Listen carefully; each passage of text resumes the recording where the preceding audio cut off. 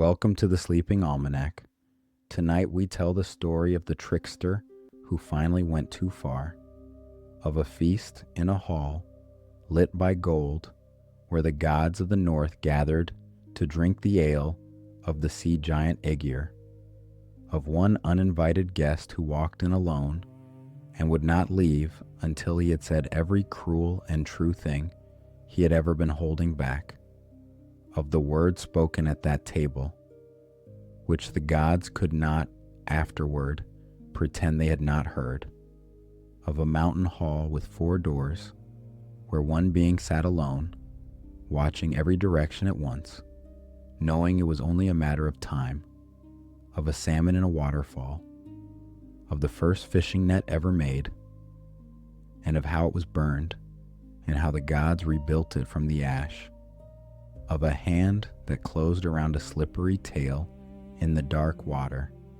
of the cave the gods carried him to, of 3 stones, of a wife named Sigyn, who held a bowl above her husband's face for the rest of time, because what else was there for her to do, of the earthquakes that mortals would feel for the next 1,000 years, and would not know were one being's pain. We are telling this story tonight from 3 places, from Snorri Sturluson's Prose Edda, especially the 50th chapter of Gylfaginning, which immediately follows the chapter we told you last time, the chapter of Baldur's death. The 2 stories belong together. Snorri knew it. The poets before him knew it. Tonight we are telling you what comes next. We are telling it also from Lokasenna, Loki's Flyting, one of the oldest and strangest poems of the poetic Edda, a poem made almost entirely of insults, a poem in which the gods of the north sit at a table together, and one being walks among them and speaks out loud the things that none of them, in all the centuries before or since, had ever spoken. And we are telling it from the Voluspa, the seeress's prophecy, which knows already from the beginning of the world that Loki will be bound, and that Sigyn will sit beside him, and that he will not stay bound forever. The Voluspa knows where this ends. It ends with a ship, where the surviving sources go quiet, and there are several places where they do. We will tell you we are imagining. We will not pretend otherwise. The truth is that almost no one knows what Sigyn was thinking. The truth is that we do not know what the cave looked like. The truth is that we do not know what Loki's face did when the venom dripped, but we know what happened. We know what the bowl was for, and we know that one of the gods who fixed the serpent above his face was Skaði, the mountain bride whose father, Thiazi, the gods had killed long before. In the story we told you of Iðunn's apples, Skaði had not forgotten. None of them had. This is the story of the night the trickster ran out of room. Settle in. Let your shoulders drop. We begin at the threshold of a hall by the sea, where the gods are arriving for a feast. Chapter 1. The Hall by the Sea. The Hall of Ægir stood at the edge of the world. Ægir was a Jotun, but not the kind of Jotun the gods feared. He was a sea giant, a keeper of the deep places. His hall stood on an island where the western edge of Midgardr fell away into the ocean, and the surf came in slow against the dark rock, and the stars at night were so close to the water that they seemed to be floating on it. Ægir had a wife named Ran, who walked the waves and gathered drowned men in a net. Ægir had 9 daughters, who were the waves themselves. Ægir, in his way, was kin to the gods. He had been a friend of theirs as long as anyone could remember. And Ægir brewed ale. He brewed the best ale in the 9 worlds. He brewed it in a cauldron so vast that Þórr himself had once had to go to the giant Heimir to fetch a bigger one for the brewing. The cauldron Þórr brought back by force from Heimir's hall was the cauldron Ægir used, and the ale that came from it was the ale the gods drank when they wished to drink the finest ale that had ever been made. So when Ægir invited the gods to his hall for a great feast, every god who could come came. Óðinn came. Þórr did not come. He was away in the east that night, killing trolls, as he often was. But almost everyone else came.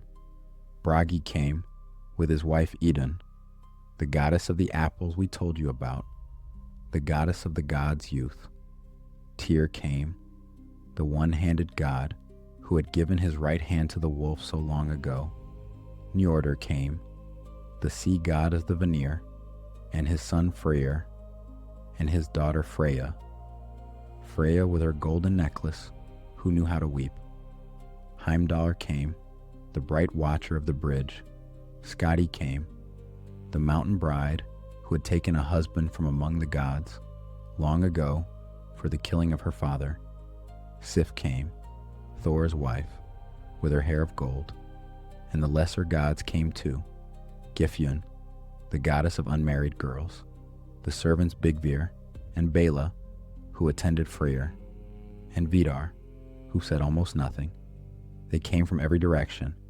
They came across Bifrost, and they came across the water, and a few of them came by paths that the sources do not name.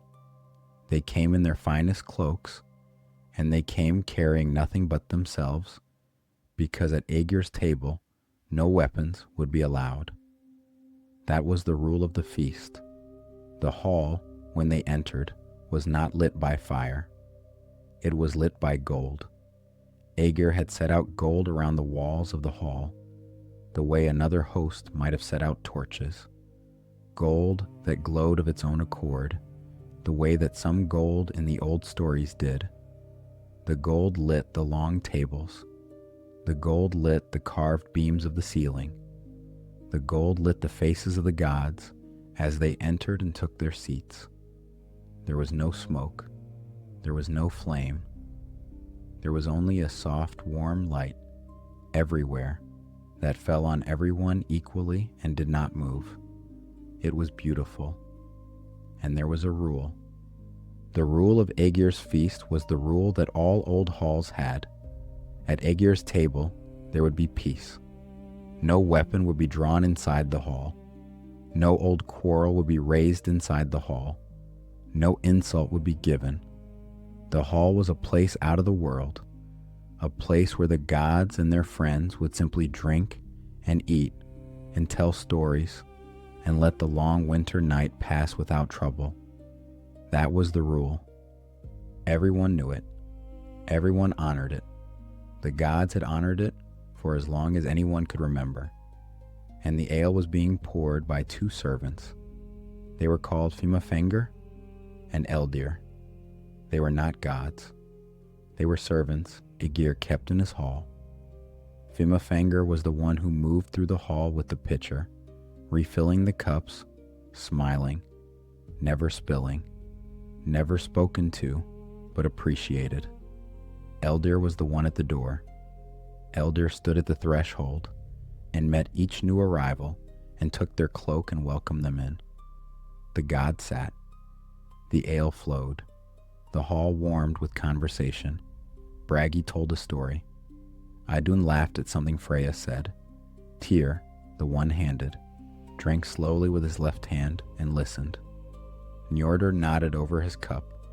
Skaði, who did not love feasts, was nonetheless smiling, because Ægir's hall was beautiful, and the ale was good, and the long night was at last warm. Outside, the sea was very dark. Outside, the stars were very close. And outside, on the path that led up to Ægir's hall from the shore, someone was walking. Someone who had not been invited. Someone who, in the long memory of the gods, did not need to be invited. Eldir, at the door, looked up. He saw who was coming. He set his hand on the door frame, the way a servant does when something has begun to go wrong, and a servant cannot yet say what. Chapter 2. The seat he claimed. Loki came up the path alone. He was dressed plainly. He did not look like someone who had come a long way. He did not look angry or hurried or grand. He looked the way Loki always looked when something was about to happen, slightly amused, as if he had a small private joke that he might choose to share with you, or might not. His auburn hair was longer than it had been when we last told you of him. His face was thinner. He had been moving in the world a long time, since the day Baldur fell in the courtyard, and the gods had begun, slowly, to suspect. He had been moving carefully. He had not yet been caught. And tonight he had come to Ægir's hall. Eldir, at the door, did not let him in. Eldir was a servant. He had no authority, but he was also a being who had been told by his master that this feast was for the gods of Asgard, and that the night was to be a peaceful one, and that the doors of the hall were to be opened to those who came in friendship. Eldir, looking at Loki, did not see friendship. Eldir saw a being walking toward him whose eyes already knew what they were going to do. "You are not invited tonight," Eldir said gently. "Stand aside, friend. Walk on." Loki considered him. Loki said many things to Eldir that night. Short things, sharp things, things that the poem Lokasenna preserves for us. About what was being said inside, and about how he had a right to be there, and about how Eldir had better step aside before something he did not want to happen happened. Eldir replied to him in kind. The two of them stood at the doorway, talking, the gold from inside falling out onto the path between them, and inside the hall the gods went on drinking, not yet knowing. And then Fimmafengr, the smiling one with the pitcher, came out to the threshold to see what was keeping Eldir. Loki killed him there. The poem does not say with what. The poem does not say how. The poem says only that Loki killed Fimmafengr at the door of the feast, on the threshold of the hall, with the gold falling over them both. And inside the hall, the gods heard it. They heard what they did not yet understand they had heard, a small sound, a wet sound, a falling. They came to the door. They came pouring out, Óðinn in front, and they saw Loki standing over the servant's body, and the gods drove Loki out of the hall, out into the dark, out down the path toward the sea. They drove him out without ceremony. They did not even speak to him. They simply turned him out because there was nothing to say. He had broken the rule of the feast.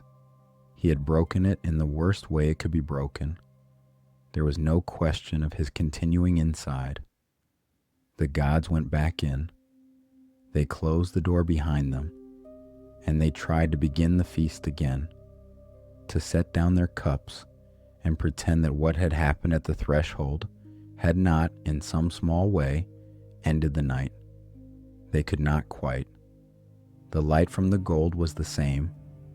The ale in the cups was the same, but something at the heart of the hall had gone slightly cold. They knew it had. They went on anyway. What else could they do? Outside, on the dark path, Loki turned around. He came back. He came back not as a stranger. He came back as a god, as he had every right to do. Because Loki, in the long ago, before any of this, before Baldur, before the dart, before the chase that had not yet begun, Loki had sworn a blood oath with Óðinn himself. The two of them had mixed their blood. They had become brothers. And the rule of the Old North was the rule that no man and no god would ever drink at a feast unless his blood brother could drink beside him too. It was a rule older than the hall. It was a rule older than Ægir. It was a rule Óðinn could not refuse. Loki walked back up the path. Loki opened the door, and Loki, standing in the doorway with the dark sea behind him, said to the assembled gods of Asgard, quietly, I am the blood brother of Óðinn. I will drink at this table tonight, or Óðinn will drink at no table tonight ever again." The hall was silent. The gold was still warm. Óðinn, old Óðinn, who had stood at the well of Mimir and had given an eye for wisdom, who had hanged himself from Yggdrasil for 9 nights, who had known this day was coming since before any of them. Óðinn looked at his son Vidar, and Óðinn said, "Rise. Give Loki your seat. Pour him a cup. The blood oath is the blood oath. He will drink with us tonight." Vidar rose. He poured Loki a cup. He set the cup before the seat he had been sitting in, and he stepped aside, silent, the way Vidar always was, and let Loki take the place where Vidar had been. Loki sat down. He took up the cup. He drank from it slowly, looking at every god at the table one by one. And then he set the cup down, and he opened his mouth, and he began. Chapter 3. What he said to Bragi and Iðunn. The first one he turned to was Bragi. Bragi was the god of poetry. He was Idunn's husband. He had a long silver gold beard and gentle hands, and he had spent his entire life among the bright halls of the gods, drinking their ale and singing their stories, and making them feel that the songs the world told about them were songs the world remembered. Bragi was the god whose voice carried across the long mead benches. Bragi had never lifted a weapon. Bragi had never had to. Loki looked at Bragi and said, "Hail to all the gods, except to you." Bragi was silent for a moment. Bragi did not know what to say to this. He had not expected to be the first one Loki spoke to. He had been preparing. Every god at that table, in the breath after Loki had taken a seat, had been preparing for Loki to look across the hall and find them, to find their face, to find the worst thing they had ever done, and to say it out loud at this table where the gold was still warm and the ale was still good and the rule of peace had been broken once already tonight. Bragi had not thought it would be him. Bragi tried to be generous. Bragi offered Loki a horse from his stable, and a sword from his hall, and a ring from his arm. Gifts, the way a host would give gifts, to settle the quarrel before it began. Loki rejected the gifts. Loki said that Bragi was no warrior. Loki said that Bragi was a bench decorator, a man who sat down, a man who hid behind other men's swords. The poets of the Old North would have said it harder than I can. There is a particular phrase in Lokasenna here that translates roughly to the Bragi was a coward, and that any time anyone needed something done, Bragi was the last one to volunteer. Bragi heard this. Bragi stood up. Bragi said that if they had been outside the hall, he would have answered Loki for this.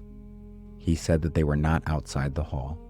He said that the rule of the feast held him from doing what he would have done if they had been on any field, anywhere else in the 9 worlds. Loki smiled. And then Iðunn whose apples the gods had nearly lost, whom we told you about 3 episodes ago. Iðunn put her hand on her husband's arm. She said, "Please, Bragi, sit down. He is not worth this. Please." Loki turned to her. He looked at Iðunn.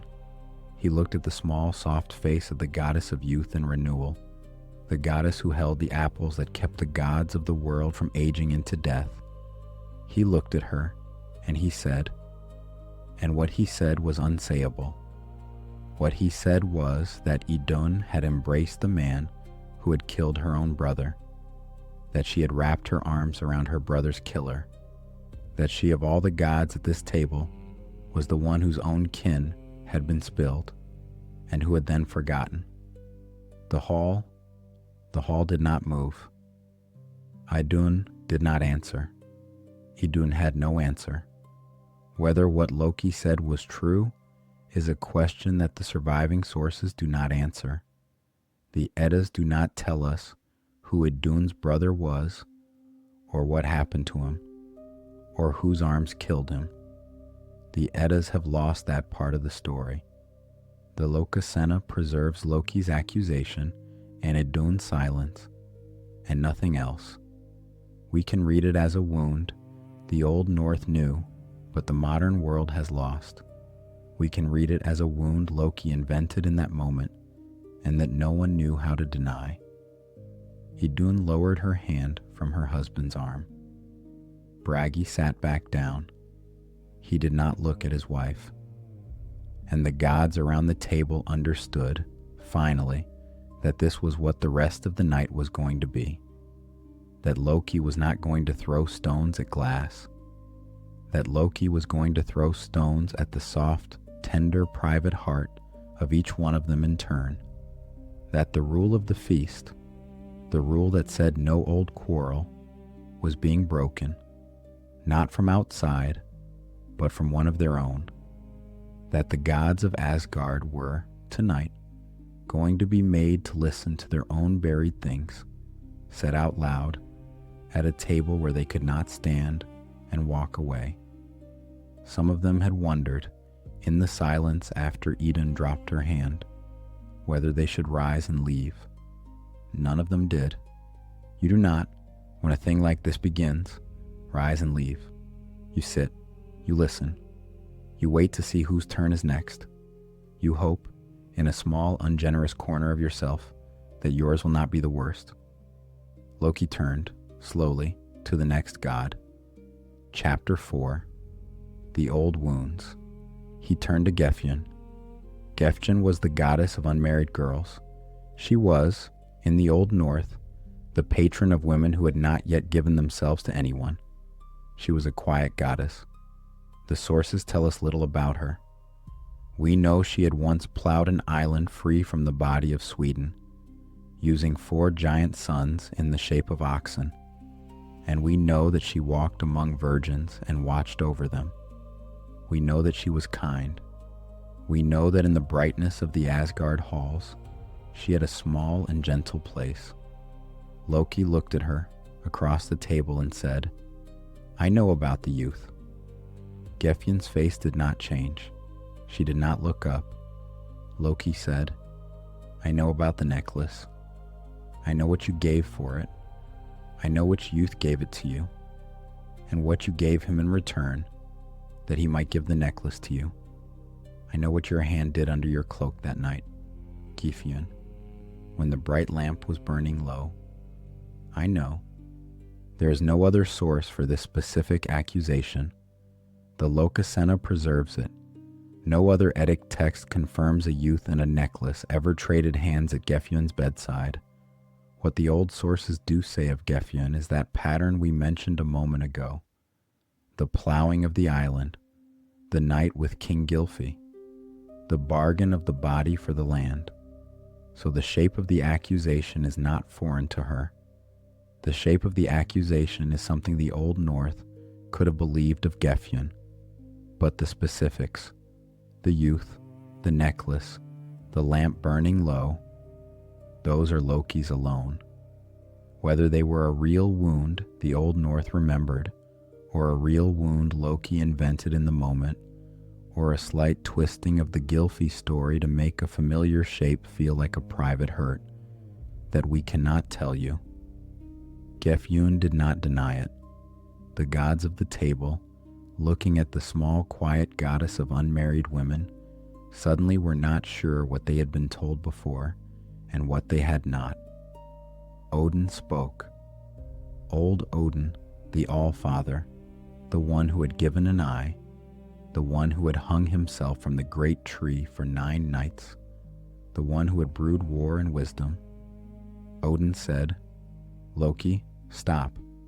He said it gently. He did not raise his voice. He simply said, "Stop. You are doing a thing that does not need to be done tonight." Loki turned to Óðinn, and Loki said, "You have given victory in battle to the worst warrior, All-Father. Do not pretend otherwise. I have stood beside you when you gave your favor to the man who did not deserve it, and you took your favor from the man who did. I have seen which judgments of yours were just, and which were not. I have stood at the back of every battle you have judged, and I have known. So have you. Do not lecture me about what does and does not need to be done tonight. Óðinn looked at him. Óðinn, and this is the part of Lokasenna that the modern reader, when they meet it, cannot quite forget. Óðinn did not answer about the battles. What Óðinn said instead was, Loki, you were 8 winters underground as a milkmaid. You bore children there. You took the form of a woman. Do not lecture me about what is and is not shameful for a god to have done. The hall for a moment did not breathe. What Óðinn was saying was that Loki, in the long ago, had taken on the shape of a woman, had lived as a woman, had borne children the way women bear children. The sources, Snorri elsewhere, the Eddas and fragments, confirm at least part of this. Loki had, at one point, transformed himself into a mare and borne the 8-legged horse Sleipnir to a stallion. Loki had crossed the line that the Old North had between male and female, and had borne from his own body a child of that crossing. Sleipnir was the horse Óðinn rode now. Óðinn rode Sleipnir to every battle. Óðinn rode Sleipnir to every council of the worlds. Sleipnir had 8 legs because of what Loki had done. What Óðinn was saying in that hall was that Loki had been a mother, and Loki, who in any other quarrel would have laughed at this, Loki who had laughed at this in lesser quarrels before, Loki this time did not laugh. Loki said to Óðinn, and you, All-Father, you who have practiced cedar, the magic the Old North called woman's magic, the magic of foresight and influence, the magic that no man among the gods practices because it is shameful for a man to practice it. You have practiced it. I have seen you.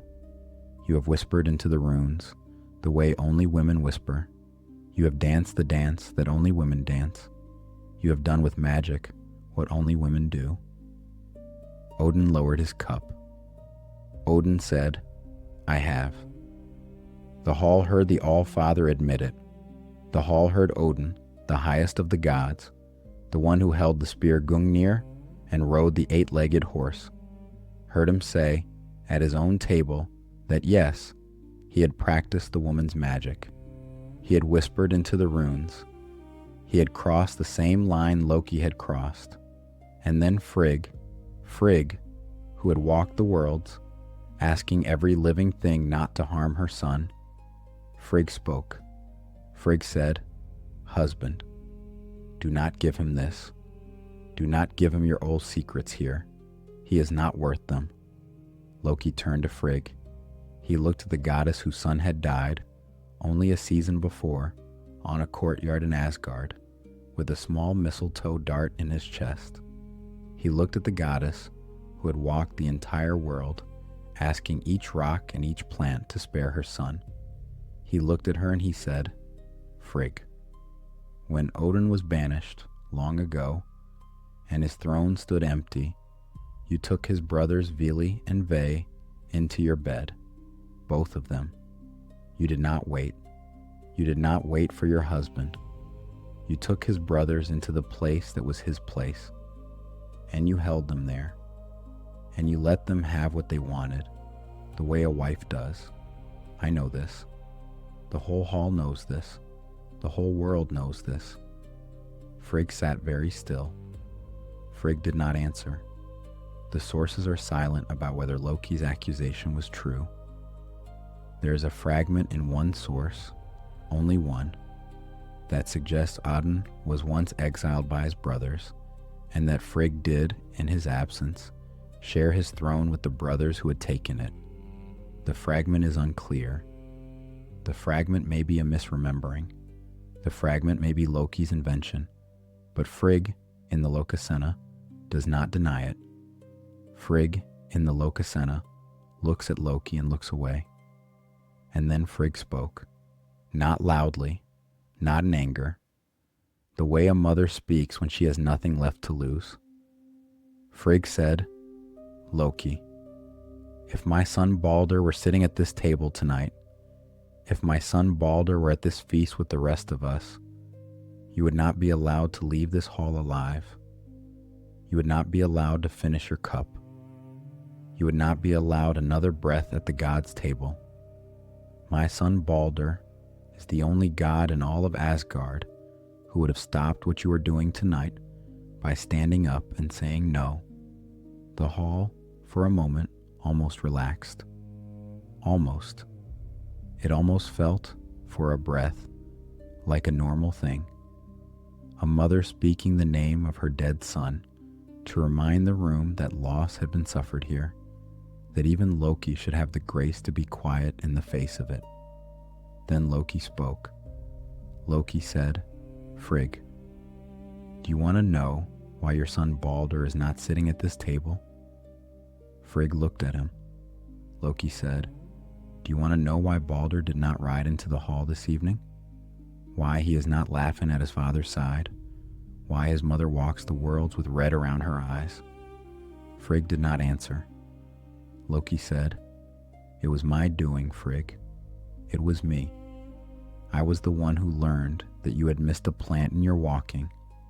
I was the one who found the mistletoe west of Valhall and shaped it into a dart. I was the one who put the dart into the hand of the brother who could not see. I was the one who guided Hodor's arm. I am the reason you no longer see your son ride into this hall. I am the reason. Me. The hall was silent. The hall, and this is the moment the whole Lokasenna has been building toward. The hall heard Loki, at the god's own table, in front of every god who had ever loved Baldur, say plainly that he had killed him. The thing the gods had suspected, the thing they had said quietly to each other since the funeral on the great ship Hringhorni. The thing no one had dared accuse him of in public. Loki had just said it himself. The Lokasenna preserves this moment as stanza 28. The poem is unambiguous. Loki does not hedge. Loki does not soften. Loki tells Frigg that he is the reason her son is dead, and he tells her at the table where she cannot rise. The gods around the table understood then that something had passed that could not be unpassed, not even by being silent, not even by waiting it out. They were going to remember this confession. They were going to act on it, not tonight, not in this hall. The peace rule still held. But tomorrow, when the doors of Ægir's hall opened and the gods walked back out into the world, they were going to hunt the being who had just told the mother of Baldur at her own table that he had been the one who killed her son. Frigg did not weep. Frigg, in the poem, does not speak again after this moment. Frigg, in the long surviving Norse tradition, almost does not speak again at all. The story keeps going around her. Frigg, for the rest of the night, sat very still and looked at the place at the table where her son was not. The hall was beginning, very slowly, to feel cold. The gold around the walls was still glowing. The ale in the cups was still warm, but something at the heart of the room had gone wrong. Each god who had been spoken to so far had not been spoken to about a thing they had done in public. They had been spoken to about a thing they had done in private.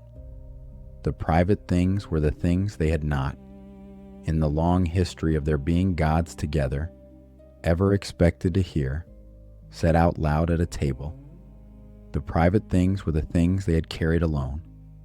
Loki was taking them out, one by one, and putting them on the table beside the ale. And no one was going to be spared. Chapter 5. The Vanir's Shame. He turned next to Freyja. Freyja was the goddess of love, of beauty, of satyr, which Óðinn himself had just admitted to practicing. Freyja was the one who had once wept tears of gold for the husband who had gone wandering and not returned.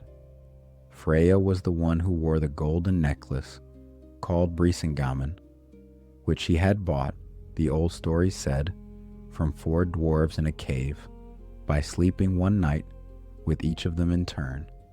Freyja was beautiful, and Freyja was complicated, and Freyja knew, of all the goddesses at the table, exactly what Loki was about to say. Loki said, "Freyja, every god at this table has been your lover. Every elf at this table has been your lover. Every dwarf in the caves below has been your lover. Even your own brother has been your lover. I have seen it. Do not deny it. I have stood at the doors of your hall on the nights you brought your brother through them. I know what the two of you do. I know what your father once caught the two of you doing. The world knows. Do not pretend otherwise."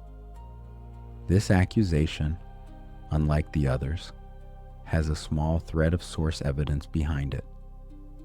The Ynglinga saga preserves a faint tradition that among the Vanir, the older family of gods to which Freyja and her brother Freyr both belonged, sibling marriage had once been the custom. The Vanir, the saga says, had practiced incestuous marriage in the long ago before they joined with the Æsir.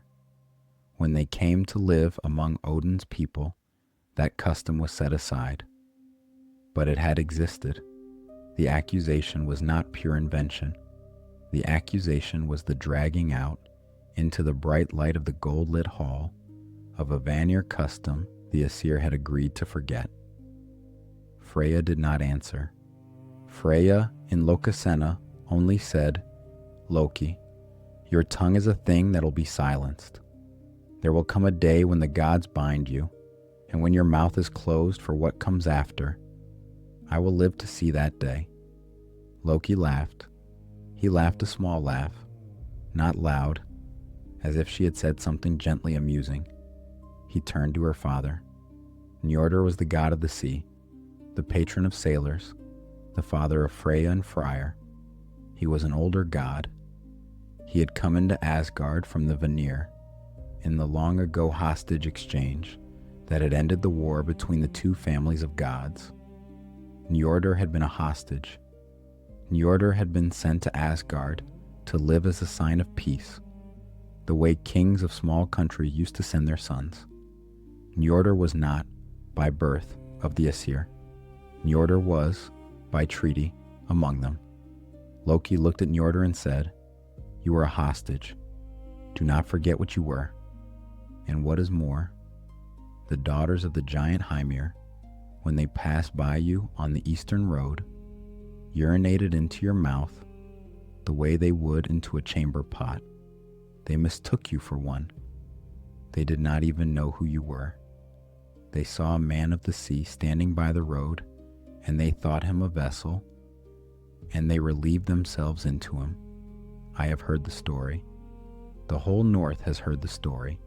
Do not pretend the story is not yours." Njordr. And this is one of the strangest things in Lokasenna. Njordr did not deny it. Njordr said, "Yes, but what does that matter? I have a son. I have a son who is the joy of every god at this table. Freyr is loved by every house in Asgard. Freyr is the one we look to when we wish to remember why we joined our two families. My shame, if I had any, would not outweigh the gift of my son." "Be silent, Loki." Loki looked at Njordr's son. Loki turned to Freyr, and the room, gently, knew what was coming next. Chapter 6. Tyr's hand and Freyr's sword. But before Loki could speak to Freyr, Tyr did. Tyr was the one-handed god. We told you of him 3 episodes ago. He was the god who had laid his right hand in the mouth of the wolf, knowing the wolf would close, because someone had to. Someone had to be the one whose hand the wolf took. Tyr had been that one. Tyr had walked through the rest of his life with one hand, with the long shame of an absence at the end of his arm, and Tyr had never complained because the binding of Fenrir had to happen and someone had to pay. Tyr was a good god. The Old North loved him. Tyr said to Loki, "Leave the boy alone. Leave Freyr alone. He has done nothing to you. You will not speak to him the way you have spoken to the others. Move on." Loki turned to Tyr. Loki said, the one-handed. "Tell me, Tyr, where is your hand? Tell me what happened to it. Tell me the story of the wolf you fed." Tyr did not flinch. Tyr said, "My hand is gone because I gave it. I gave it because I had to. I would give the other if I had to." "Be silent, Loki," Loki said, "and tell me, Tyr, who is the father of your son. Tell me how it is that I, of all the gods at this table, am the one your wife came to. Tell me how you have not noticed, all these years, that the boy who calls you father has my eyes. Tell me how you sleep in the same bed as a woman who has, more than once, opened her door to me in the dark. Tell me, Tyr, what your hand truly cost you." Tyr, for the first time, lowered his head. The hall did not know what to say. What Loki had just said is not preserved elsewhere. There is no source other than Lokasenna that says Loki and Tyr's wife had ever met. There is no son of Tyr's whose paternity has ever been doubted in any of the other Eddas. The accusation may be true. The accusation may be Loki's invention. The accusation may be a poetic exaggeration the poet of Lokasenna had heard somewhere and chose to include. We do not know. What we know is that Tyr, in Lokasenna, did not deny it. Tyr lowered his head. Tyr let the accusation stand. Loki turned then to Freyr. He looked at the boy whose father had just been silenced. He looked at the bright golden god of summer and harvest, of fields and ships, of the gentle warmth that came back to the world each spring. He looked at Freyr. Loki said, "Freyr, tell me about your sword." Freyr's hand went, by old habit, to his belt, and found nothing there. Loki smiled. Loki said, "You gave up your sword. You gave it up for the love of a giant's daughter. You sent your servant Skirnir to ride into Jotunheimr to win her for you, and the price of that wooing was your sword, the sword that would, in the last days, have defended you, the sword you will need at Ragnarok, the sword you will not have when the day comes that Surtur rides up from Muspel with a flame in his hand, and the worlds burn. You will stand on the field of the last battle, Freyr, with nothing in your hand at all, because of a woman." Freyr did not answer. This accusation has full source evidence behind it.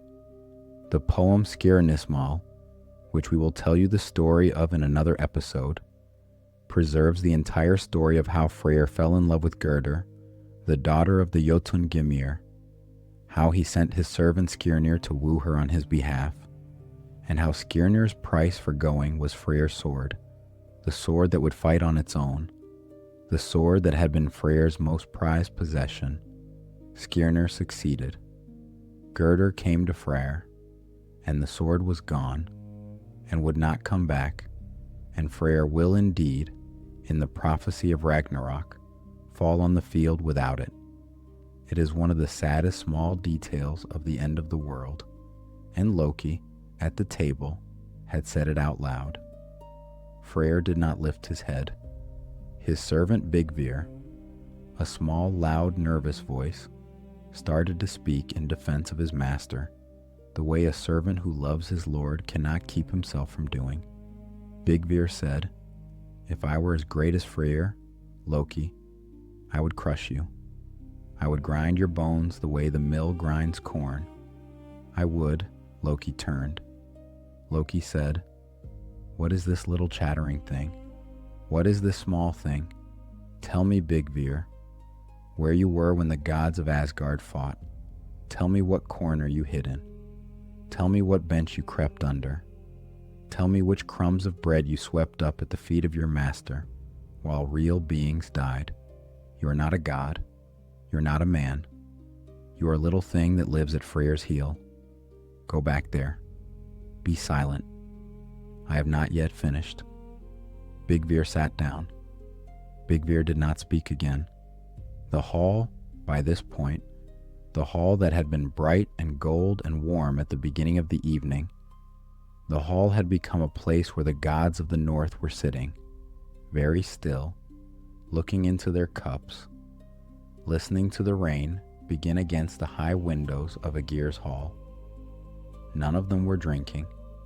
None of them were eating.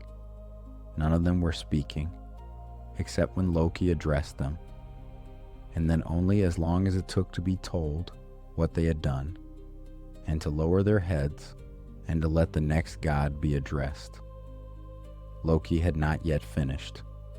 There were still others at the table. Chapter 7. Heimdallr and Skaði. Loki turned next to Heimdallr. Heimdallr was the watchman, the watcher at Bifrost, the rainbow bridge that linked Asgard to the world of men. Heimdallr was the god who slept very little, the god whose hearing could pick up the sound of grass growing on the earth, the god whose eyes could see for 100 days' ride in every direction. He was the one who would, at the end of all things, blow the Yaller horn, the great horn whose sounding meant Ragnarok had begun. He was, of all the gods at this table, the one who watched the longest, and the one who slept the least. Heimdallr looked at Loki and said calmly, "Loki, you're drunk. You're out of your mind. You should be quiet now. A drunk man who keeps talking only buries himself deeper." Loki turned slowly. Loki said, "Heimdallr, quiet yourself. You are the god who has stood at the gate of Bifrost since the dawn of time, with the wet wind blowing on your back, watching for the riders who will come at the end of the world. You have never sat in a hall and warmed yourself. You have never slept in a bed for longer than a single night. You have a wet back, Heimdallr. That is what they say of you, in the deep wells where the stories are kept. The gods gave you a bad fate, a fate of always watching, a fate of never resting, a fate of being the one who waits." Heimdallr did not answer. Heimdallr knew this was true. Heimdallr had stood at Bifrost since the worlds were young, and would stand at Bifrost until the day the worlds ended and the horn was blown. The wet back was not a metaphor. The wet back was the actual condition of Heimdallr at the edge of the bridge, where the rain off Niflheim never stopped, and the cold of Jotunheimr blew across him at his unsleeping post. Heimdallr did not deny what Loki said. The hall heard the watcher of the worlds receive what was, in some quiet old way, a true description of his condition. And then, and this is the moment, in Lokasenna, where the next voice rises, Skaði spoke. Skaði had not, until now, spoken at the feast. Skaði was the mountain bride, the daughter of Thiazi, the Jotun the gods had killed. We told you that story 2 episodes ago. The long winter when Iðunn had been stolen, and how the gods had killed her father in retribution, and how Skaði had walked down out of the mountains in armor, demanding payment in marriage, and how Njordr had married her in restitution, and how the marriage had not held because Skaði loved the mountains and Njordr loved the sea. She had returned to her father's hall. She had become a god of winter, of skis and snow in the high places. She was not a daughter of the Æsir. She had been brought in by treaty after the killing of her father, and the treaty had not been kind to her. She looked at Loki across the table, and she said, "You laughed tonight, Loki. You will not laugh long. There is a rock waiting for you, a rock with sharp edges. They will lay you on that rock, and they will bind you, and they will bind you with the entrails of one of your own children, not your daughter, not your wife, one of your children, Loki, the cold one, the son whose body will be turned into a cord to hold you down. They will lay you on that rock, and they will leave you there. You will not laugh on that rock, Loki. You will scream on it, and you will scream on it for a very long time. The hall went very still. The Lokasenna gives this stanza to Skaði. Skaði, alone among the gods of the feast, speak not of Loki's past, but of his future. She names the rock. She names the cord. She names the child whose body will be unmade to make the cord. She does this calmly, as a winter goddess does, as if she has seen it already, as if she is reporting from the future. The other gods stop drinking when Skaði speaks. The other gods understand then that the rock is not a threat. The rock is a thing that is going to happen. Loki met her eye. Loki said, Skaði, if they bind me on a rock, if my own son's body is what they use to do it, let it be remembered that I was first and foremost when we killed your father. I was the one who lured Thiazi into the trap. I was the one who guided the gods to the place where they could burn his wings as he flew. Your father died because of me, not because of Óðinn, not because of Þórr, because of me. So when you sit in your halls of winter and miss your father, Skaði, remember whose hand placed the spark. Skaði did not flinch. Skaði had known this. The gods had known this. The killing of Thiazi was the thing that had brought Skaði down from the mountains.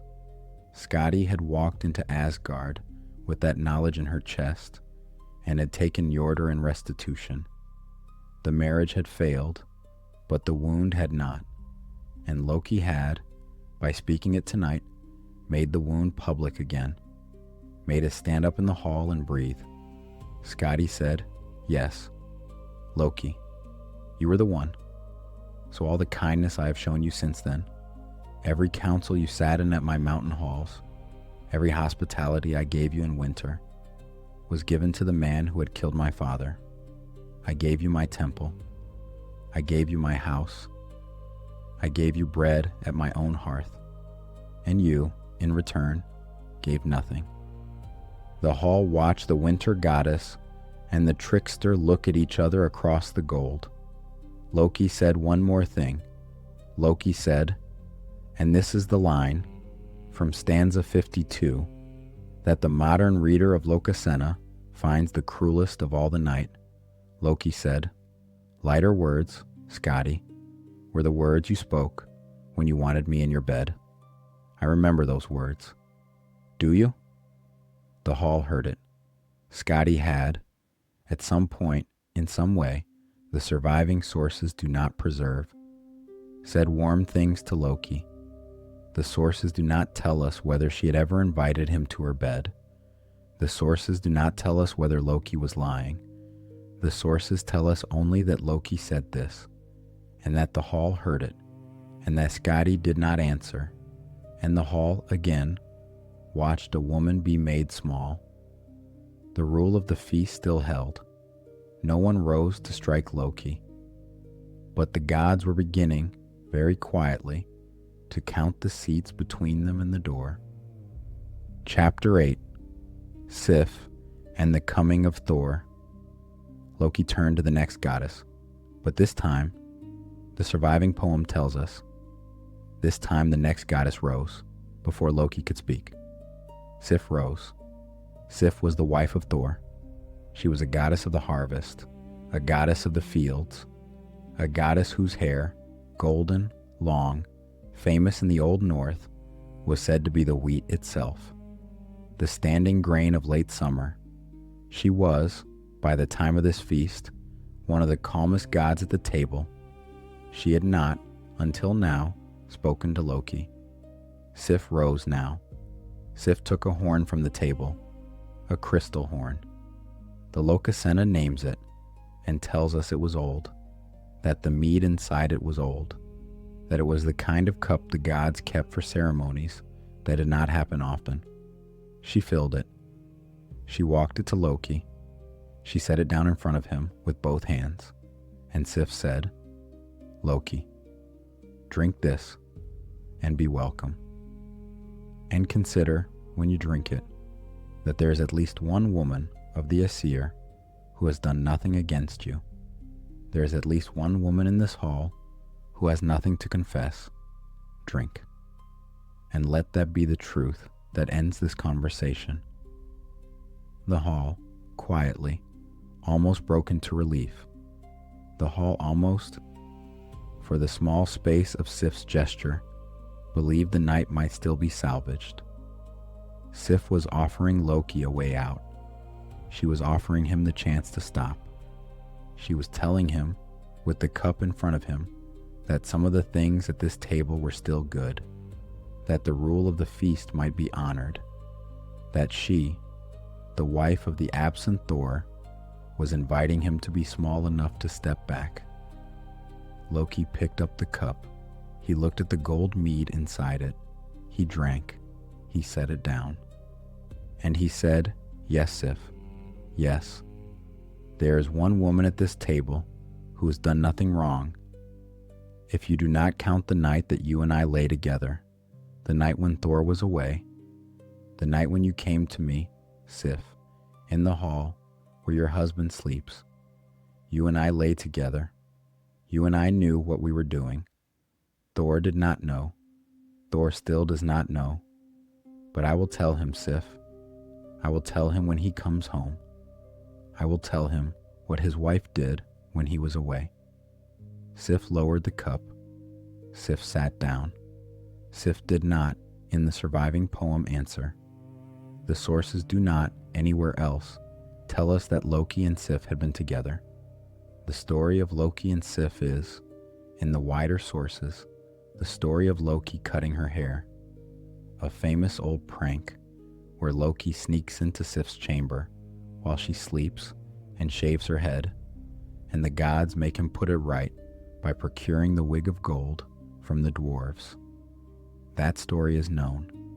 The story of Loki and Sif as lovers, however, is preserved only in this stanza of the Lokasenna. The sources do not say whether Loki was telling the truth, or telling a cruel improvisation, or telling a half-truth twisted into a wound. Sif did not deny it. Sif sat back down. The hall heard Loki say it, and the hall did not know what to believe. And then the hall heard something else. The hall heard footsteps. The hall heard the heavy footfall of a god approaching from outside. Bela, who had been silent all evening. Bela, the small servant goddess, the wife of Bigvir. Bela looked up at the door, and she said, "The mountains are shaking. Þórr is coming."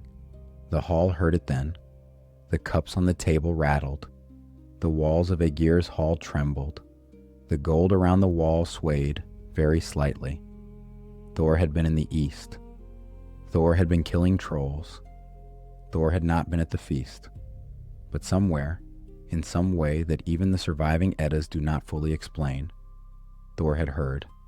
Some messenger, some bird, some shimmer in the air. Þórr knew, and Þórr was coming. The hall held its breath. The door of Ægir's hall opened. Þórr stood in the doorway. He was wet from the rain. He was muddy from the road. He had Mjolnir in his hand.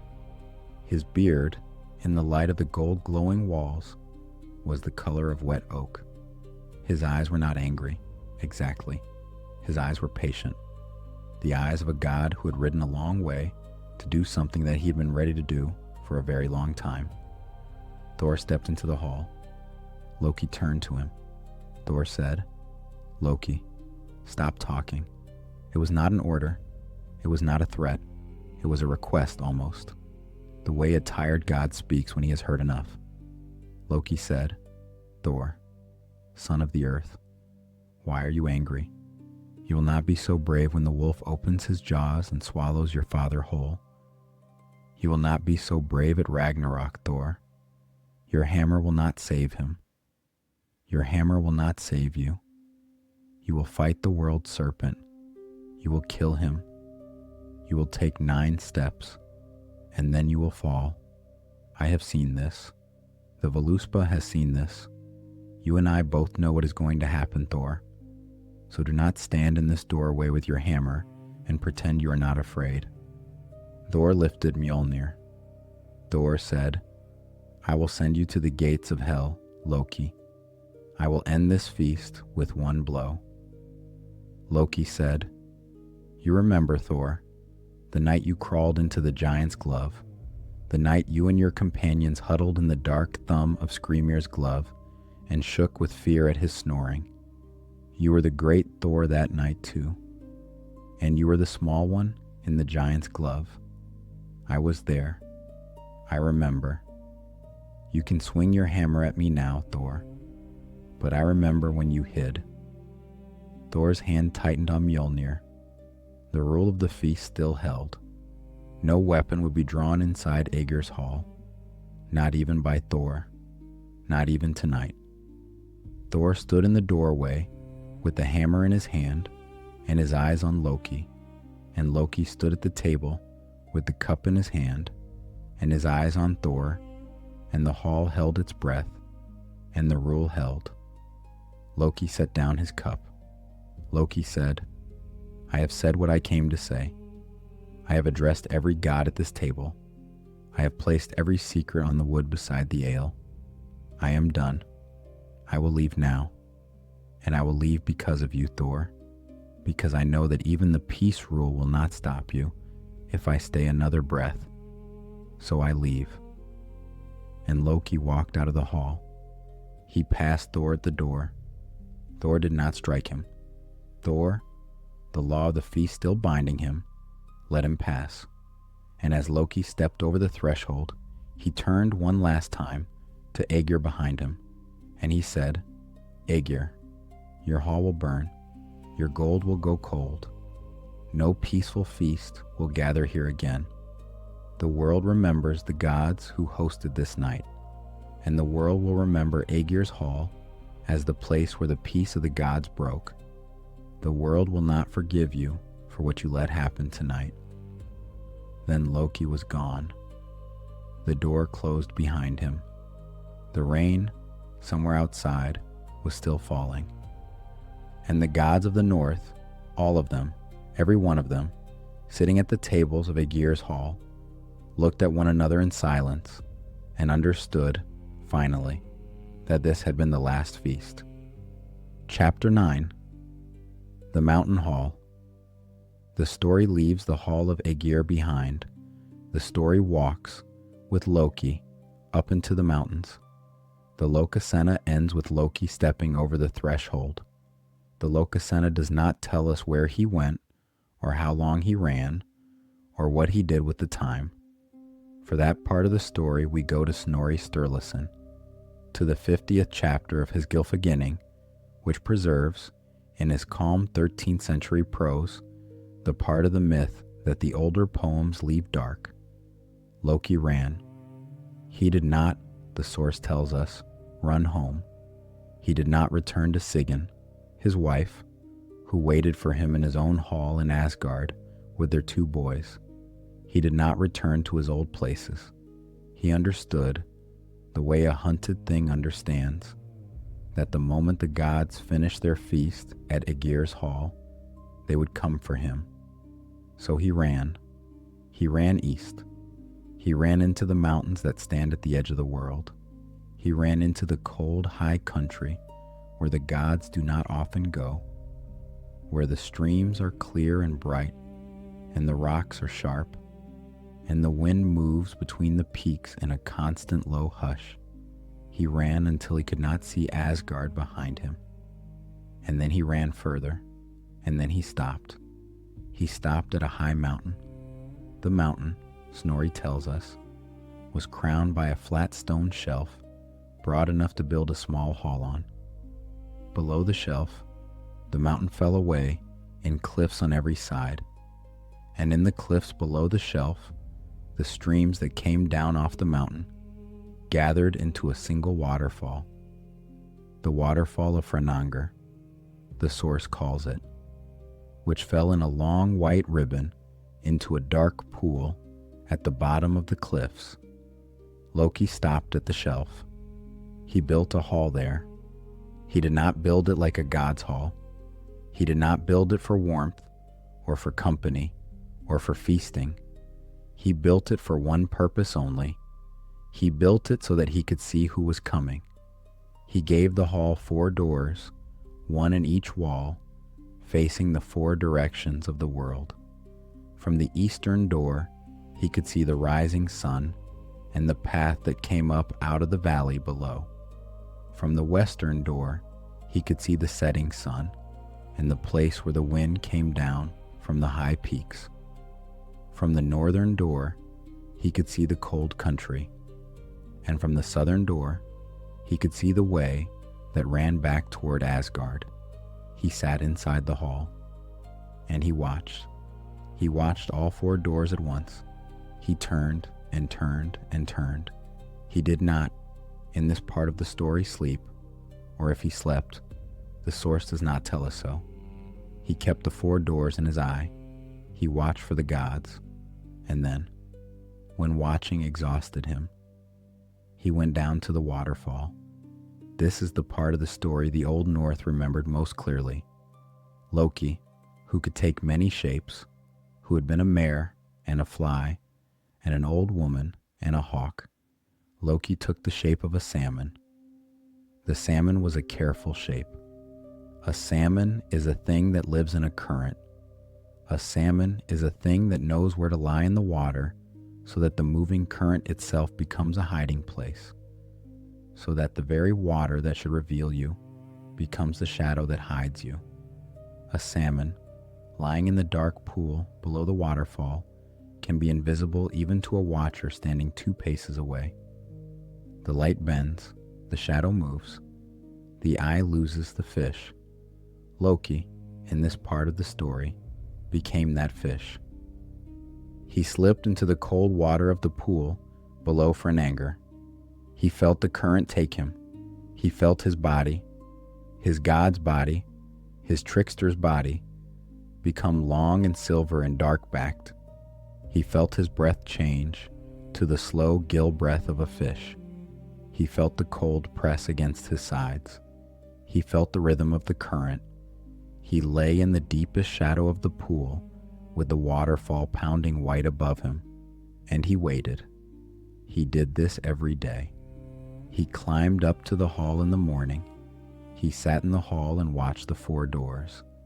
When the watching tired him, he went down to the waterfall, and he became the salmon, and he hid in the dark pool until evening. Then he climbed back up, and he sat in the hall, and he watched again. This was the rhythm of his life now, a god in exile, a god who had said what he could not unsay, a god who had no friend, no shelter, no hall to return to. He had Sigyn, his wife. She had not left him, but he had nothing else. And in the evenings, when the watching had not tired him yet, and the salmon shape had not yet pulled at him, Loki did one other thing. He sat by the small fire in the 4-doored hall. He took linen thread, and he began to make a net. This is the part of the story that the modern reader of Snorri finds the strangest. Loki, the hunted one, the one who knew the gods were coming for him. Loki, with his own hands, in the high mountain hall, invented the first fishing net. The Eddas are clear about this. Before Loki sat down at his fire and began to twist the linen into knots, there had been no fishing net in the world. The fishermen of the Old North had caught fish with spears, with hooks, with weirs of stone, but they had not caught them with nets. Loki was the one who thought of the net. Loki was the one who first looked at the pattern that catches a fish. Snorri does not tell us why he was making it. Snorri tells us only that he made it. We might imagine, in the small space where the source is silent, that he was making it to think with, that he was making it because that was what his hands wanted to do, that he was making it the way a worried man whittles, because the small, careful work of the fingers steadies the mind, that he was making it without knowing why. He sat by the fire in the high mountain hall, with the 4 doors open to the 4 winds, and he wove the first net. He held it up in the firelight. He saw the knots. He saw the spacing. He saw the way the linen would catch a body sliding through water, how the gaps in the weave would let the water pass but would catch any living thing wider than a finger. He saw it. He understood, in the small, clear way that craftsmen understand, what he had made. And in that moment, and this is the moment Snorri preserves with great care, Loki heard something on the wind. The wind was coming from the south. The wind was bringing the smell of horses, of riders, of many feet moving up the mountain at once. The gods were coming. Loki dropped the net into the fire. He did not have time to hide it. He did not have time to throw it out the door. He did not have time to do anything but the one small, careful thing that, on his very best day, he might have thought of in time. He kicked it into the flames. The net curled. The net blackened. The net was eaten by the fire. Loki ran for the western door. He ran down the cliff path. He plunged into the cold pool at the bottom of Fránangr. He took the salmon shape. And the gods, who had been climbing the mountain for many days, now stood at the threshold of the 4-doored hall, and the gods walked inside. And the gods looked around at the empty hall, and at the cold seat by the fire, and at the 4 open doors. And the gods, looking down at the small dying fire, saw something in the ashes, something woven, something with a knot pattern, something the gods had never seen before in their lives. Chapter 10. The Net of Ash. The first god to step into the 4-doored hall was Kvasir. Kvasir was, in this part of the story, the wisest of the gods. He had been born from the spittle of the Æsir and Vanir mixed together in the peace pact that ended their war. A sign that wisdom comes from the joining of different waters. He was, in some old accounts, the wisest being who had ever lived. He could look at anything that had been made and understand, simply by looking, what it was for. He could pick up a piece of carved wood and tell you whose hand had carved it, and why, and to what end. Kvasir walked to the dying fire. He knelt down. He looked at the ashes. The other gods filled the hall behind him. Þórr came in first, mud on his boots, Mjolnir at his hip, then Óðinn in his blue cloak, then Tyr with his one hand, then Vidar, silent, then Heimdallr, whose ears had been the first to hear the salmon-shaped leap, somewhere far below the cliff, then Bragi, then Freyr, then the others.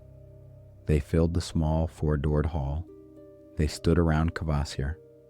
Kvasir did not speak for a long time. Kvasir reached his fingers into the cold ash at the edge of the fire. He drew up a small charred fragment, a curl of black thread with knots in it. He held it up to the light. He studied it. He turned it over. He looked at the way the knots had been tied. He saw the spacing of the gaps. He saw the consistent pattern of loops and crossings. And Kvasir said quietly, he was making something to catch a fish. The gods, behind him, did not understand. Kvasir said, "This is a net." He made a net. The pattern is the pattern of a thing that goes into water and catches a thing in water and pulls it out. He has never made one before.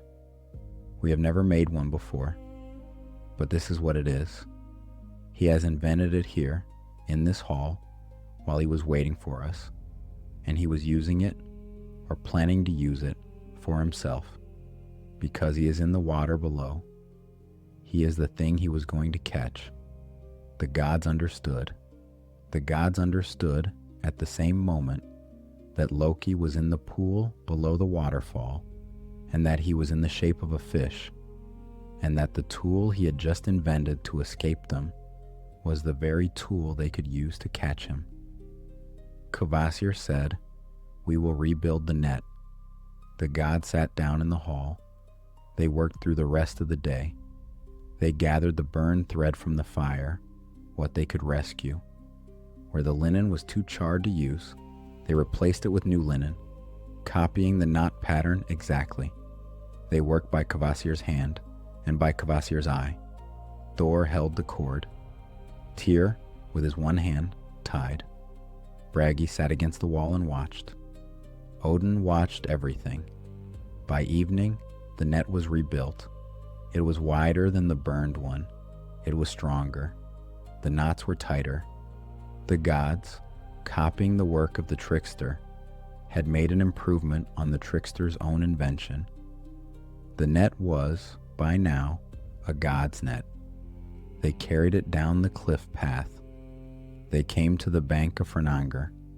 The waterfall hammered down above them in the half-light, and the pool below it lay deep and dark and shadowed under the cliffs. Loki was in there. The gods knew it.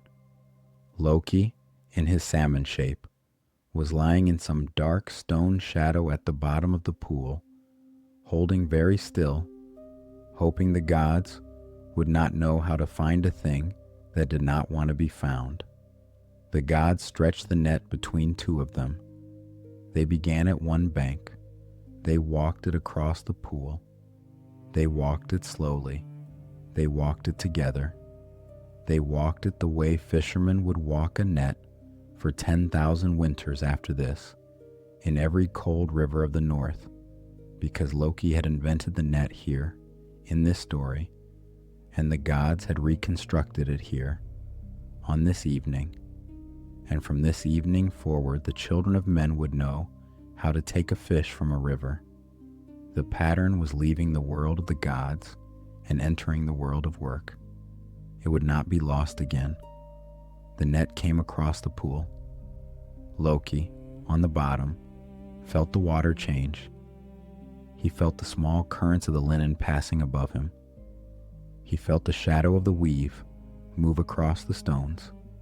He felt the gap between knots, a gap small enough to catch a god's body in the shape of a fish, but big enough to let the river itself pass through. Loki, clever in salmon shape as in god shape, slipped between two stones. He flattened himself. The net passed over him. The gods, walking it across the pool, felt the net pass cleanly. They drew it up on the far bank. They looked at the empty mesh. The salmon they had been hunting was not in the net. Kvasir said, "He hid between the stones. We need to weight it." They tied stones along the bottom of the net. They walked it back across the pool. This time, with the weighted bottom dragging along the stone bed of the river, so that nothing could slip between the bottom of the net and the bottom of the pool. They walked it slowly. They walked it firmly. Loki, on the bottom, felt this too. He understood, in his salmon shape, what the gods had done. The space between stones was no longer a hiding place. The weighted hem of the net was scraping the stones now, and the river floor itself had become hostile country. There was only one direction left. Loki gathered himself. He pushed off from the stone bed with his tail. He shot upward through the water, through the deep, dark green of the pool, through the rising columns of bubbles where the waterfall met the surface, through the white foam at the top, and he leapt clear of the water. He leapt over the net. He flew through the cold mountain air, his silver body twisting, the spray of the waterfall catching the late light around him, the shadow of his ark falling on the far bank where the gods watched in silence. And for one moment, in that leap, Loki was the most beautiful thing in the world. And then Þórr stepped forward. Þórr had been waiting for this. Þórr, who had not joined the netting, who had stood on the far bank with the water around his ankles, who had been ready since the gods first stretched the net. Þórr put out his hand. He caught the salmon in midair. The fish was slippery. The fish was twisting with all the strength a god could put into a fish body. The fish was, for one moment, almost out of his grasp. But Þórr, and this is the detail Snorri preserves with great care, the detail that became, in the long memory of the North, the explanation for a thing every fisherman knew. Þórr closed his hand around the salmon's tail. Tightly, very tightly. He held the salmon by its tail in his fist, and the salmon, Loki, in his shape, could not slip free. Þór's grip was too strong. The tail of the salmon, where Þór's hand crushed it, narrowed to the shape of a god's grip. The flesh thinned, the bones flattened. The wide, flat tail of the salmon, in that moment, was permanently changed. And from that moment on, Snorri tells us, salmon in every cold river of the world have had narrow tails, where Þór's hand once closed around the trickster who had become a fish to escape him. Every fisherman who has lifted a salmon and seen the narrow tail of it has been holding, in a small way, the memory of the night the gods caught Loki below Fránangr. The shape of the fish carries the shape of the catching.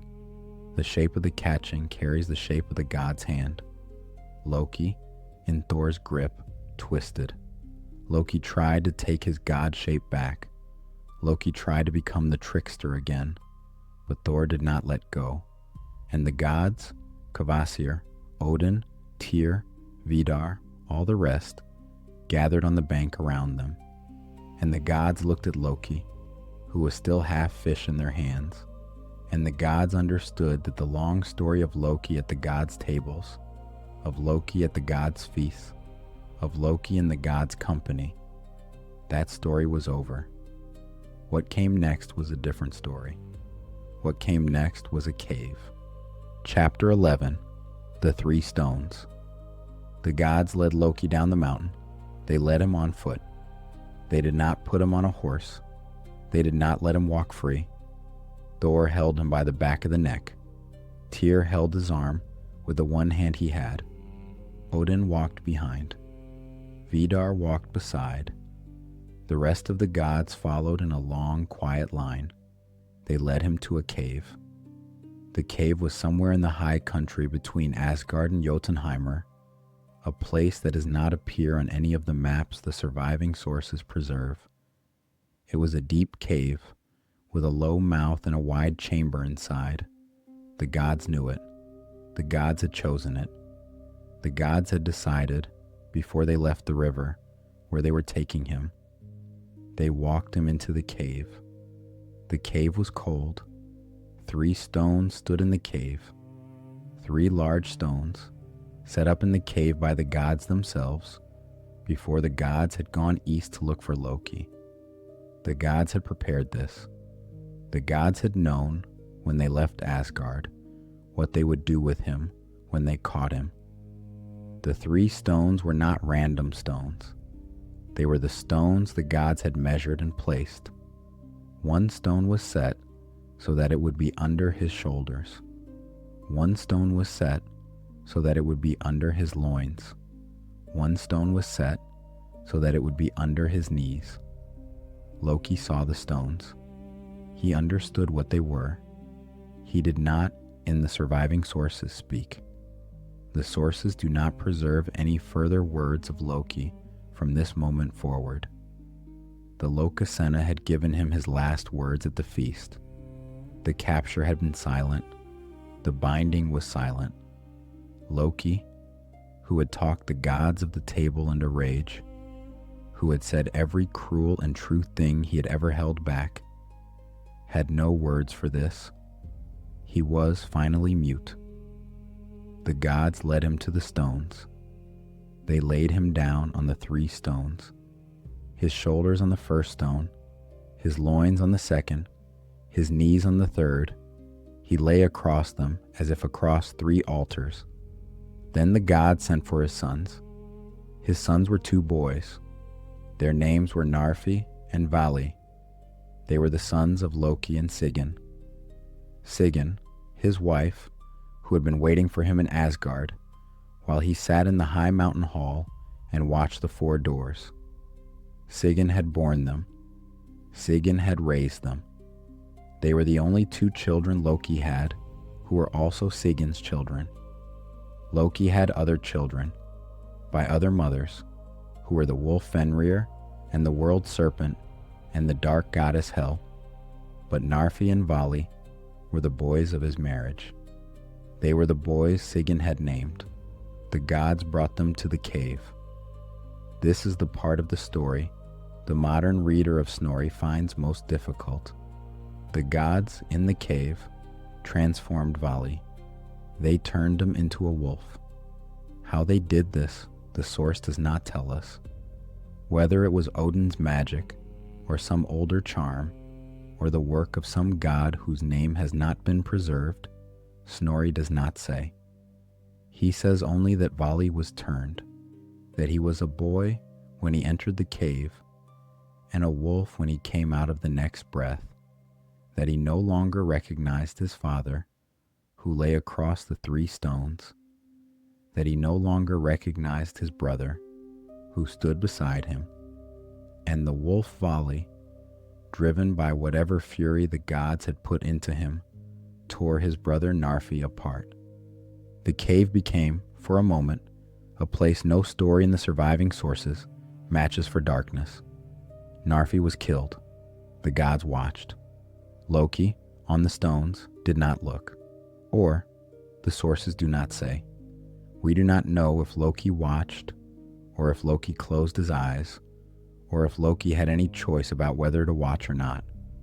We know only that his son was killed, that his son was killed by his other son, that the gods did this to him, and made the killing happen, and did not stop it. Narfi was dead. The wolf Vali ran out of the cave and disappeared into the world. The gods turned to the body of Narfi. They opened the body. They drew out Narfi's entrails. And as the entrails left the body, in some old magical way that the source preserves but does not explain, the entrails changed. They hardened. They became, Snorri tells us, like iron. They were no longer flesh. They were a cord. They were the cord that the gods had needed, the cord that nothing in the world could break. The boy Narfi, when he died at his brother's mouth, had become, without consent, without warning, in some terrible alchemy of the old gods, the chain. The gods took the cord. They tied Loki down with it. They bound him to the 3 stones. They bound his shoulders to the first. They bound his loins to the second. They bound his knees to the third. They tied the iron cord around him in many turns. They tied it tight. They tied it the way you tie a thing you do not want to come loose. When they were finished, Loki could not move. He could lift his head a little. He could open and close his eyes. He could turn his face. But his body was held to the 3 stones by the entrails of his own son, and he could not, by any strength a god could summon, break free. The gods stepped back. They looked at him. He looked back at them. His face, the trickster's face, the face that had been at every feast and council of the gods for 1,000 years, was, for the first time, blank. Not angry, not afraid, empty. The gods turned. And then Skaði stepped forward. Skaði, whom Loki had taunted at the feast, whom Loki had reminded that he had killed her father, whom Loki had publicly humiliated by speaking of a private invitation she had once given him. Skaði carried something in her arms. She carried a snake. It was a large snake. It was a venom snake, the kind that lives in the high cold rocks of Jotunheimr, the kind whose fangs leak a slow burning venom that does not kill but does not stop. Skaði carried it carefully. She had brought it down from the mountains while the gods were binding Loki. She had been gone, briefly, while the iron cord was being tied. The gods had not asked her where she was going. Skaði had known. She came to where Loki lay. She fixed the snake above him. She tied it to the roof of the cave so that its body hung directly over Loki's face, with its mouth open above his eyes. She left it there. She made sure it could not slip free. She tied it in such a way that the venom that dripped from its fangs would fall, drop by drop, onto the upturned face of the bound god below. She stepped back. She did not speak. The Lokasenna had ended with Skadi's prophecy of the rock and the cord. The story, in the cave, had brought Skadi's prophecy to pass. Skaði had named the binding before it happened, and now Skaði was the one who finished it. She had, Snorri tells us, closed the circle of her father's death. The gods turned. The gods walked out of the cave. They left Loki bound to the 3 stones, with the entrails of his son, with the venom snake above him, with the first drop of venom already beginning to gather at the tip of the snake's lower fang. The gods walked out into the cold mountain air. They did not, the source tells us, look back. Loki was alone in the cave. The first drop fell. It hit him on the forehead. It burned. Snorri does not tell us in words, but the source preserves the truth of it in what happens next. The venom burned. The pain went all through his body. He could not move because of the cord. He could not turn his face away because the cord held him too tightly. He could only feel the venom and feel the next drop gathering and feel the weight. He cried out. He cried out not in words, but in the way a god cries out when his face is being burned by venom that he cannot stop. He bucked against the iron cord. He thrashed. The 3 stones beneath him held. The cord held. The cave shook around him. And the earth, far below the cave, in the deep places where the roots of the world drink at the well of Urdr, the earth itself felt his thrashing. The mountains trembled. The valleys trembled. The cold rivers of the north, the rivers that come down from the ridges where the gods had walked, felt the shaking of the bound god in the cave and answered with their own shaking. The first earthquake the world had ever known passed through Midgard. The first time men in their winter halls had felt the ground itself shudder under them. That first time was Loki, in the cave, thrashing under the venom drop. And then, and this is the moment the story slows, the moment the cruelty of it bends, just a little, the moment a small soft thing enters the cave, Sigyn arrived. Sigyn was Loki's wife. Sigyn had not, in the story so far, said one word. The Eddas do not give her speeches. The Eddas do not record her grief. The Eddas tell us only what Sigyn did, and what Sigyn did, in this hour, was the smallest and the most enormous thing. Sigyn walked into the cave. She carried a bowl. The bowl was, Snorri does not specify, but the picture is clear in the long Norse tradition that grew around this scene. A small wooden bowl, the kind a woman uses to wash her hands at the hearth, the kind that has been smoothed by many years of use. Sigyn carried it in both hands. She walked past the iron cord. She walked past the 3 stones. She came to where her husband lay bound, with the venom snake above his face and the burning on his forehead and the cry still in his throat. She knelt beside him. She raised the bowl. She held it under the snake's open mouth. The next drop of venom fell. It fell into the bowl. It did not fall on Loki. He turned his face slightly to look at her. He did not. The sources are silent on this. Speak. The poem does not give them a conversation. The poem gives us only the image. Sigyn kneeling beside him. Sigyn holding the bowl above his face. Sigyn catching the venom that the gods had meant to fall on him. And Sigyn, in the small old picture the Eddas preserve, stayed. She stayed there. She is still there. The Norse cosmology kept Sigyn in that posture. Sigyn, wife of Loki, mother of the slain Narfi and the Wolf Valley, witness of the binding, stays in the cave with her bowl until the end of the world.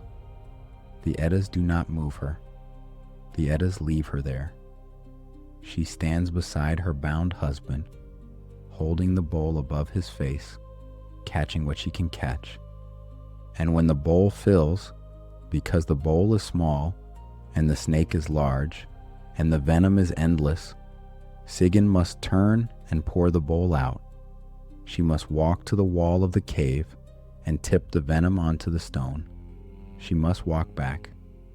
And in the small space of those steps, when the bowl is no longer over Loki's face, the venom falls on him again, and he thrashes again, and the earth, far below, shakes again. That is what the Eddas preserve. That is the picture the Old North carried in its head when it lay in winter halls and felt the ground tremble. That is what the Old North said an earthquake was. That is the cosmology the cold north of the long memory gave to the shaking of the earth. Loki, in the cave, the venom on his face, Sigyn turning to empty the bowl, the world feeling the moment when his face is bare. The gods walked away from the cave. The gods returned to Asgard. The gods, in the old stories, did not look in on Loki again. The world kept turning. The hall of Ægir grew quiet and grew empty and grew dark. The gods met at other halls. The gold around the walls of other halls glowed. The cups of other halls were filled. Spring came and summer came and autumn came and winter came. The wheel of the world turned. The gods went on with the work of being gods, and Loki stayed in the cave, and Sigyn stayed beside him, and the bowl was raised, and the bowl filled, and the bowl was tipped, and the bowl was raised again. The slow rhythm of a wife's hands in the dark, the slow rhythm of love that has nowhere left to go but service. The Voluspa, the great prophetic poem we have been carrying with us all season. The Voluspa tells us in stanza 51 what will end the binding. The Voluspa tells us that there will come a day when Loki tears himself free. The Voluspa tells us that day will be the beginning of Ragnarok. The Voluspa tells us that when Loki rises from the cave, he will go to the gathering place of the giants, and he will join the wolf his son, and the serpent his son, and he will steer the great ship Naglfar, the nail ship, the ship made of the fingernails of dead men, across the sea to fight the gods at the end of all things. That is what Loki's binding is. A waiting, a holding in place, a wife with a bowl, a husband on 3 stones, a snake with venom, a world that will, in time, break. Chapter 12. Goodnight, and the wolf at the edge of time. The story we told you tonight is one of the longest stories in the surviving Norse sources. It is the story the Lokasenna and the 50th chapter of Gylfaginning preserved together.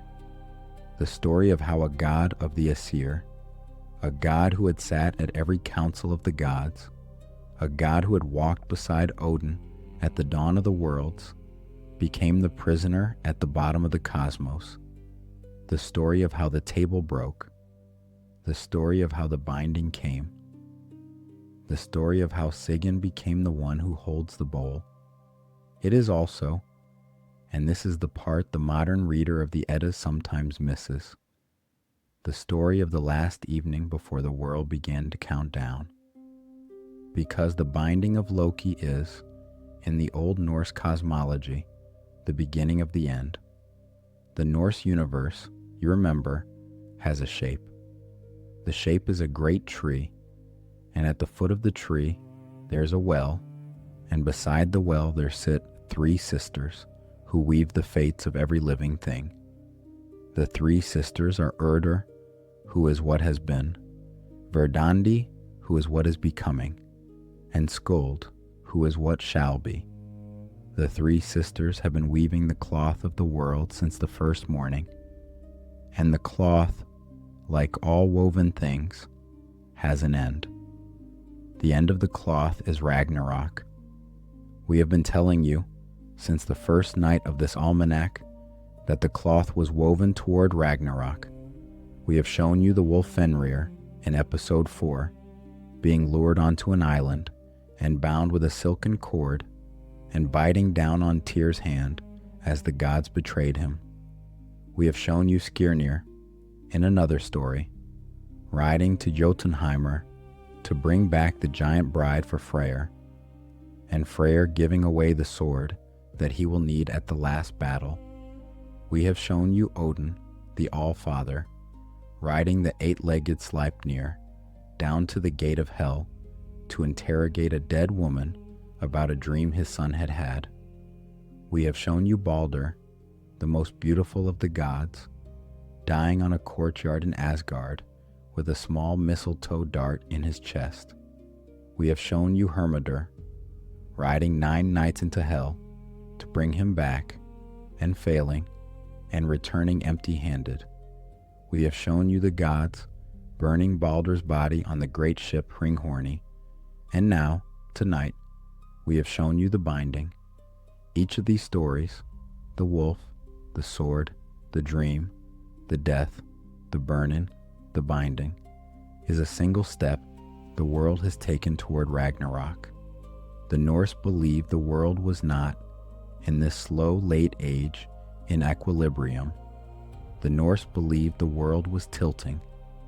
The Norse believed that every wrong that was added now to the long sum of the cosmos brought the cosmos closer to the day when the sum would be settled.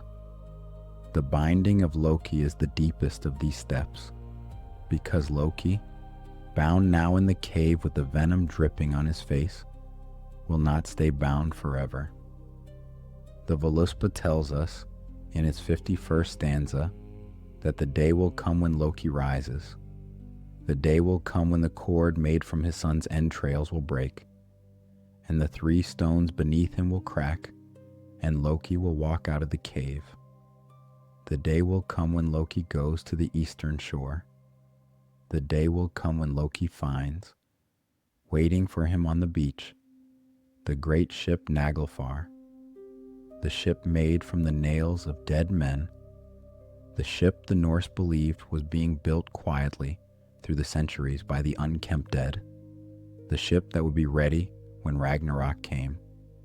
The day will come when Loki, beside his old son, the world serpent, and his old son, the wolf Fenrir, will sail Naglfar across the sea to meet the gods on the field where the world will be decided. That is the day Ragnarok begins. And the binding tonight, the binding in the cave, the binding to the 3 stones, is what is keeping that day from happening yet. Sigyn's bowl is the world's bowl.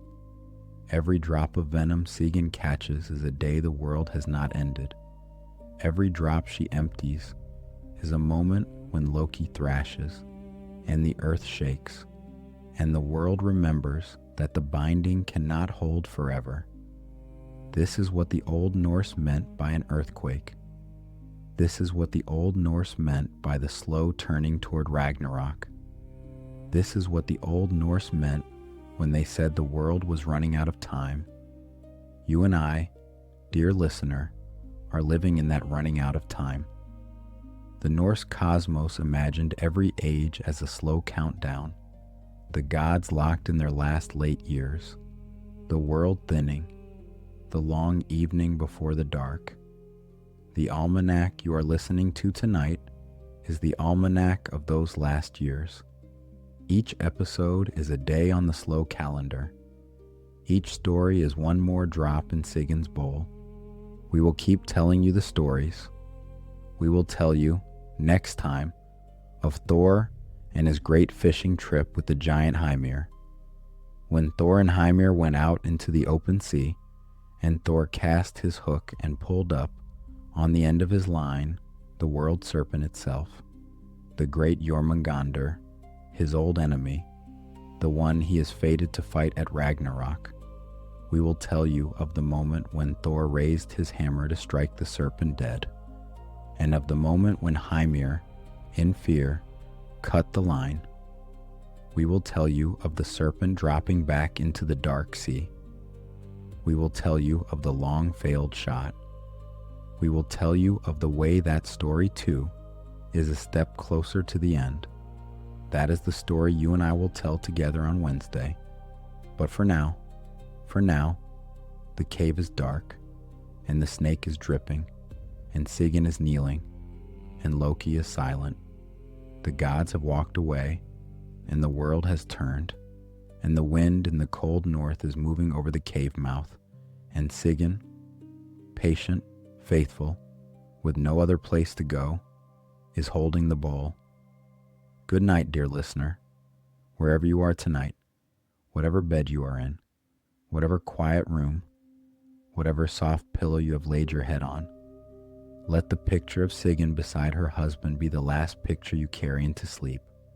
Not the cruelty of the cave, not the venom, not the binding, the bowl, the hand of a wife above the face of her husband, the slow rhythm of love that has nowhere left to go but service.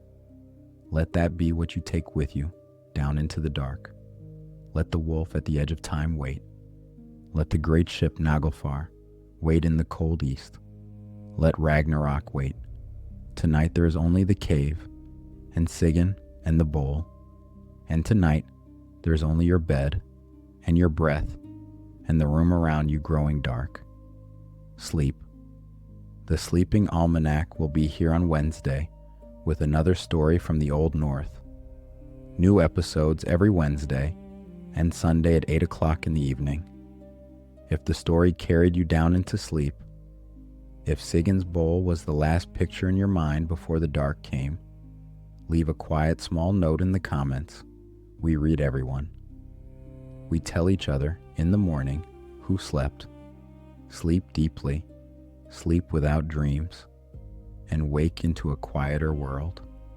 Good night, dear listener, from the long old north, from the cave where the bowl is held, from the almanac that is keeping the slow count. Good night.